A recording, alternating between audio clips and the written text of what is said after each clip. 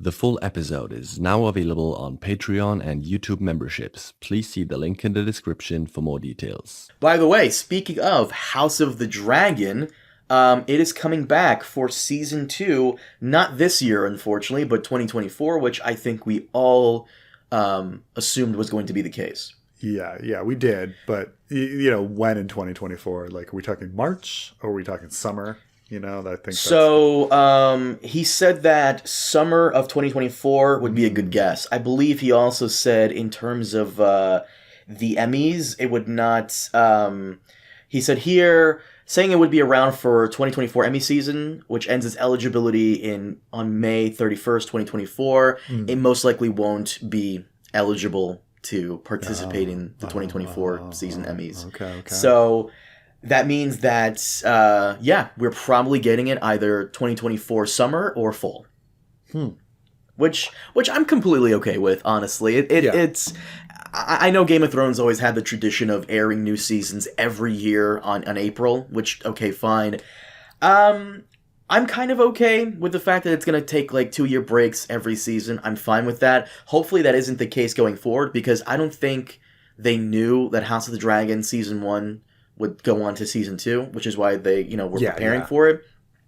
But Ryan Condal said that in the event that it was going to be picked up, they did kind of start pre-production, even before Season 1 came out. So we're probably going to see a schedule of every 2 years House of the Dragon / Game of Thrones content. He also said something in regards to the spinoffs, which I kind of like. He says, this is the CEO, the guy in charge of HBO. He says... Remember, to get House of the Dragon following up from Game of Thrones, we developed a lot of shows, shot a pilot, developed a bunch of scripts, and then we got House of the Dragon. To do that again is going to take the same amount of effort. You have to develop a lot of things, try things. You never know what's going to work. So we're currently doing that. I'm not opposed to any number of shows. There's probably a natural limit to how many fans want, but I'm open to any as long as we feel really good about the scripts and the prospects for a series. So they're still keen on doing other spin-offs, and that's kind of what I would like. The Disney Plus model for Star Wars. So last year for Star Wars, we had Andor and Kenobi, and now this year it's Bad Batch, Mando in a couple of days, and Ahsoka's coming out this year, and maybe Skeleton Crew. And then next year, we're probably going to get Book of Boba Fett Season 2, which is starting to look very likely. Okay. But yeah, I mean, I usually think the live action stuff is what people really celebrate. I mean, I know that you really like the animated stuff, but people really care about the live action stuff. So I think this year, both Mando and Ahsoka are this year, right? So... yes, Mando is March 1st, so prepare for that. And Ahsoka is looking like it will premiere sometime in the summer or the fall. So that's the... okay, and then next year will be, you said Book of Boba Fett 2, and then... Yeah. Maybe. We don't know what's going on. There are rumors. Apparently, I saw some leaks online. They're anticipating a Hollywood strike, but they're prepared for that eventuality if it does happen, because they've already written a lot of scripts for the next season of Mando and something Boba Fett related if that gets greenlit. So we don't know. Okay. But in regards to House of the Dragon... you and I trash Book of Boba Fett for it being pretty shitty. But people watch the hell out of it, and so that's all that matters, so... I guess so. That's why we're getting Obi-Wan Season 2, right? I don't know yet. I have no idea what we're getting. I thought Obi-Wan Season 2 was... Am I making that up? I have no idea what's going on with Obi-Wan Season 2. I haven't seen or heard anything about it, but I'm sure if they did really good numbers, which it probably did, we're most likely going to get a Season 2, unfortunately. Which is funny because Liam Neeson recently came out and said that maybe Disney should, go back on releasing too many spin-offs at a time because the mysteries of Star Wars start to lose its luster. And, I kind of agree with him. We should, pull back a little bit.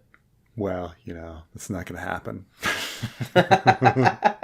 What's funny, according to you, Disney Plus could 110% pull back on the spin-offs and still make money, considering, according to you, that what makes the most money are reruns of ER, or what was it? Grey's Anatomy. I think it is like I think The Simpsons. I think it is something like reruns. Well, I think it's reruns of The Simpsons and reruns of Grey's Anatomy. Like are like two of their biggest shows. Yeah, like it's just like the amount of like because it's quantity, right? Like you know, there's I think Grey's Anatomy has been going 54, 55 seasons. It's just so many seasons. I think it's like 17 seasons or something of Grey's Anatomy. By the way, I'm actually wrong. I think it's is it 19 seasons? Jesus Christ. Yeah, there's 19 fucking seasons of Grey's Anatomy. 19 seasons.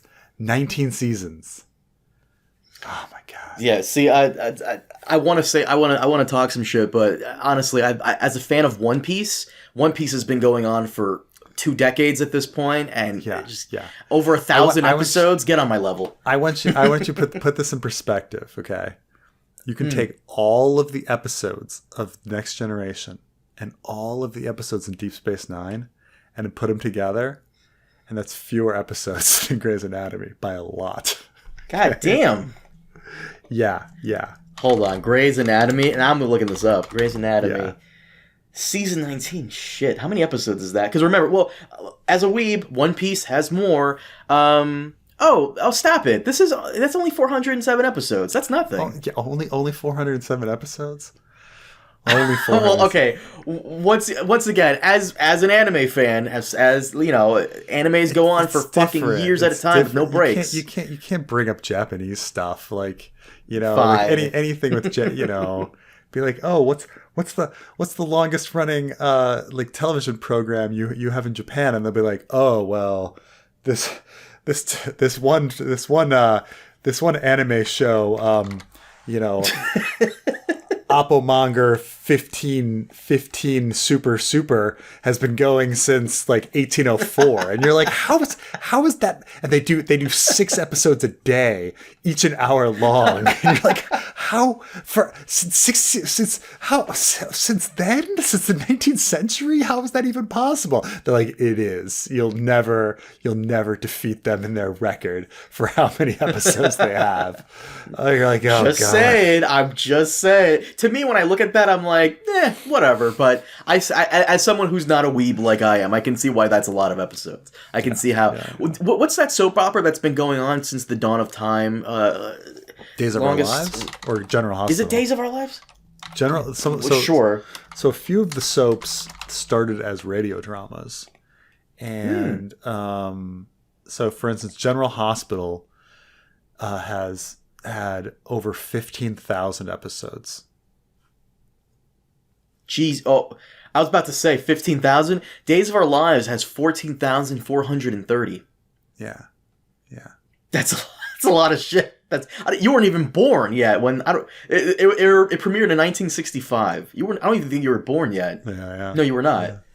Yeah. No, I mean, soap operas are very interesting shows because if you've ever watched one for a while, you can watch, like, they're written so that you can watch them every day, and they're entertaining enough that you can watch them every day. But they're also, the plot moves slowly enough that you can watch them once a week and still figure out what's going on. Or you can watch them like once every like 2 or 3 weeks and still kind of figure out what's going on. Because they'll like summarize everything like in their dialogue and go over stuff like again and again as you watch. But it's still pretty entertaining. So that it's a very unique writing style. But to have to have something where you can watch every single moment and be fine, or watch it sporadically and be fine. It's fascinating, really. I mean, I appreciate their writing style, but it's kind of cool.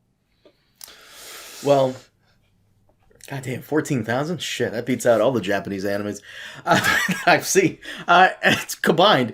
But no, so House of the Dragon, 2024 is that when it's coming back. Kind of wish we had something Ice and Fire related for 2023.